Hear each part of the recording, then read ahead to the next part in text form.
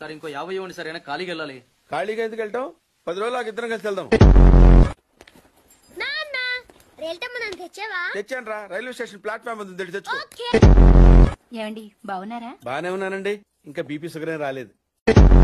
శనివారం వస్తా అన్నారు, శుక్రవారం వచ్చారేంటి? ఇచ్చే స్టేషన్ లో పడుకొని రేపు పొద్దున్నే వస్తాను. స్నానానికి నీళ్లు పెట్టించమంటారా? ఎందుకు? డైరెక్ట్ గా నూతులు దూకేస్తాను, సాయంత్రం దించండి. రాగానే మొదలెట్టావా? ఊరుకన్నా నువ్వు కూడా అలాగే మాట్లాడతావు. రాగానే పెళ్ళని తిట్టాను, నాకేమైనా మనసు లేదనుకున్నావా? వచ్చి ఆల్రెడీ 5 నిమిషాలు అయింది. సారీ అమ్మా, మొన్న ఎంగేజ్మెంట్ కి రాలేకపోయాను. పెళ్లి కొడుకు యావరేజ్ అంటే కదా. వీడు పారిపోయిన తర్వాత నీకు పెళ్లి అయింది. ఇంకా నయం, వచ్చిన తర్వాత శోభనం లేదు. కాఫీ శాస్త్రదే ఏంటి సెకండ్ ఎగ్ తీసారా? రేపటి నుంచి కాఫీ అడిగితే అడుక్కున్నాడు పోసినట్టు దోశట్లు పోస్తారా? ఎక్కడికి?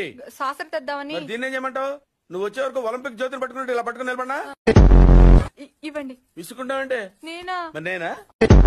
కాఫీ శాస్త్రం ఉంది కదండి. శాస్త్రంలో కప్పులో కాఫీ ఉంటే సరిపోద్దా? కాఫీ వేడిగా ఉండక్కర్లేదా?